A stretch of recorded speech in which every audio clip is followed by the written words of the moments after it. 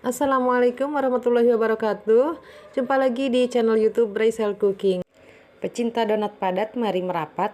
Ini saya akan sharing resep donat padat menggunakan tepung cakra kembar atau protein tinggi.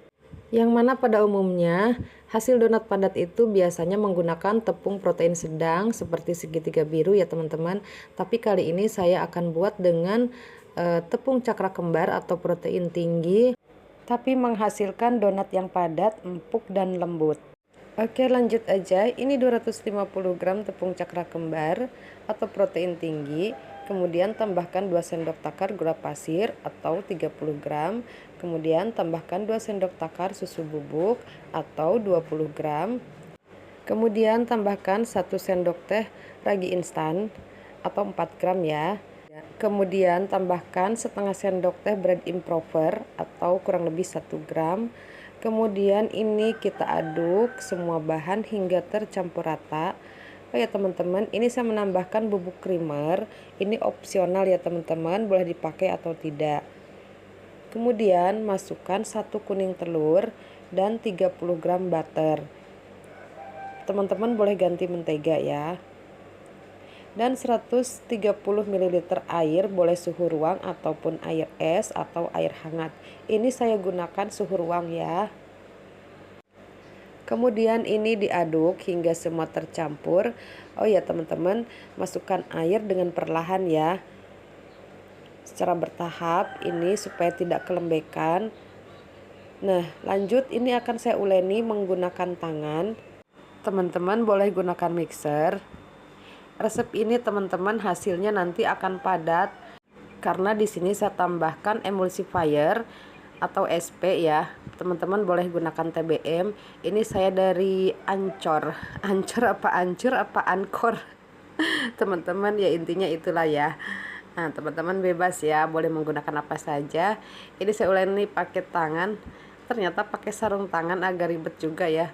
Tadinya saya nggak mau belepetan di tangan ya teman-teman, ternyata lebih ribet dan ini adonannya tidak lengket. Nah ini tambahkan seujung sendok garam ya, atau kurang lebih 3-4 gram. Kemudian setelah kalis kita tutup dulu 10 menit. Dan 10 menit kemudian ini langsung kita timbang adonan atau kita bagi adonan sesuai dengan kebutuhan. Ini kita kempeskan dulu ya.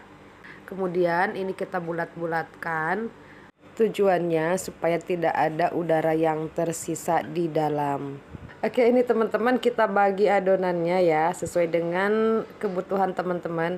Ini saya timbang 25 gram karena ini akan menghasilkan donat yang padat. Supaya tidak terlalu kecil ya nanti hasil donatnya, jadi saya timbang 25 gram. Kemudian ini kita rounding. Ini kita padatkan ya.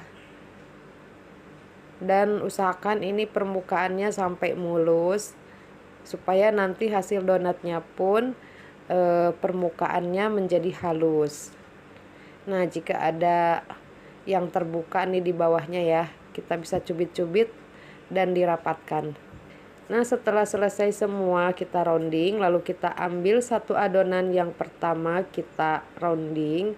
Kemudian ini kita pipihkan atau degassing ya. Ini saya pindahkan dulu donatnya supaya ada tempat untuk degassing. Oke, kita pipihkan adonannya seperti ini. Kemudian kita rapihkan dan kita lubangi. Ini setelah rounding saya tidak resting dulu ya teman-teman. Kenapa? Karena supaya donatnya ini nanti tidak terlalu yang mengembang banget, karena saya ingin donat yang padat ya teman-teman. Selain dari saya gunakan SP tadi, itu tujuannya supaya adonan lebih padat, seratnya lebih mengikat gitu ya teman-teman, tapi dia menghasilkan donat yang lembut ya. Nah ini kita proofing selama 45 menit sampai 60 menit ya teman-teman. Nah konsistensi adonannya atau donatnya ini setelah 45 menit nah seperti ini ya teman-teman. Jadi tidak over proofing ya. Nah, kemudian setelah adonan seperti ini ya konsistensinya atau donatnya seperti itu, kita panaskan minyak di api sedang, cenderung kecil ya teman-teman. Hingga benar-benar panas baru kita goreng donat-donatnya. Nah, jika proofing donatnya pas, ini ketika digoreng akan mengapung seperti ini ya. Jadi tidak tenggelam gitu ya. Oke teman-teman, ini hasilnya.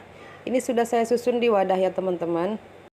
Nah, ini donatnya terlihat lebih kokoh ya teman-teman, dan lebih padat, permukaannya mulus. Ini kita lihat dalamnya ya teman-teman. Nah, ini jika kita sobek ini gampang putus ya teman-teman, dan ketika dimakan itu tidak ngaret, atau ketika disobek juga tidak ngaret gitu ya.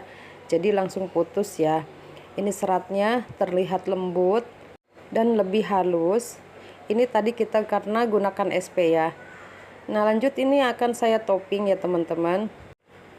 Jadi teman-teman, kesimpulannya menggunakan tepung protein tinggi bisa menghasilkan donat yang padat asal kita tahu bahan yang akan kita gunakan dan fungsinya, juga dengan teknik-teknik atau metode cara pembuatan yang kita pakai atau yang kita gunakan ya. Teman-teman bisa praktekkan di rumah dengan cara-cara yang seperti saya lakukan, khususnya untuk teman-teman pecinta donat padat.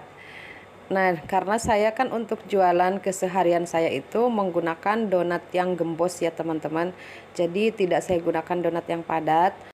Karena kalau untuk jualan, jika donat padat itu, jika umpamanya ya tidak habis dalam sehari, keesokannya itu seperti keras. Padahal dia sesungguhnya tuh tidak keras ya teman-teman.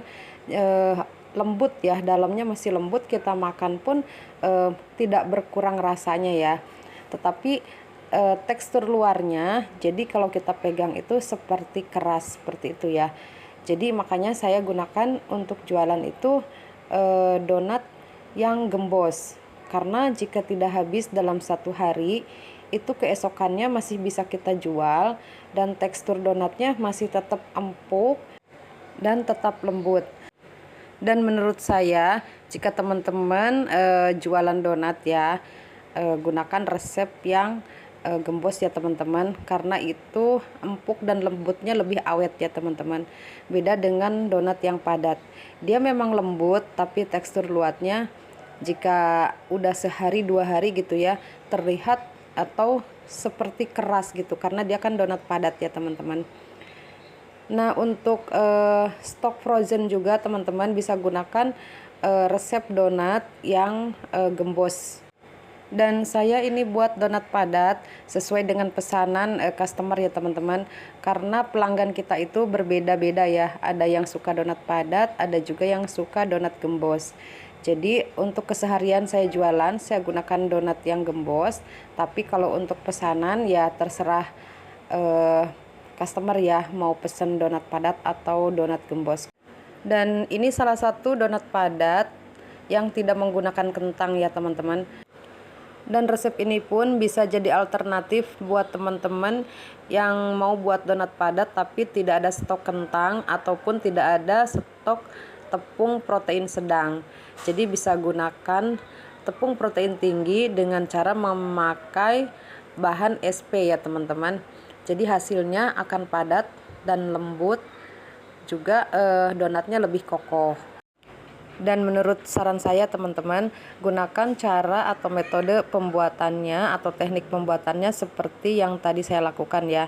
Jadi tidak resting di bagian setelah rounding ya, supaya menjaga adonan itu kualitasnya lebih terjaga dan juga tidak kelebihan proofing. Jadi si serat donatnya itu tidak yang terlalu mengembang atau berongga-rongga gitu ya. Tapi ini kembali lagi ke selera masing-masing ya teman-teman, mau donat padat atau donat yang gembos.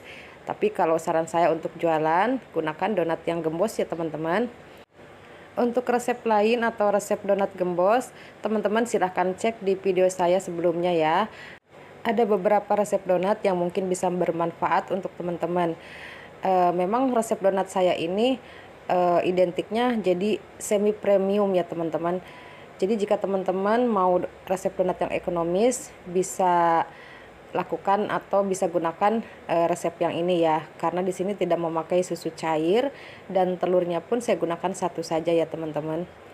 Oke, sekian dulu video dari saya, semoga bermanfaat. Dan khusus untuk teman-teman yang menonton dari awal sampai akhir, saya doakan semoga bahagia, sukses selalu, dijauhkan dari segala penyakit, dimudahkan rezekinya, dimudahkan juga segala urusannya, dan juga dibebaskan dari segala amanah ya teman-teman. Dan juga makmur dan sejahtera ya. Amin ya Allah ya Rabbal Alamin. Oke, sampai jumpa. Wassalamualaikum warahmatullahi wabarakatuh.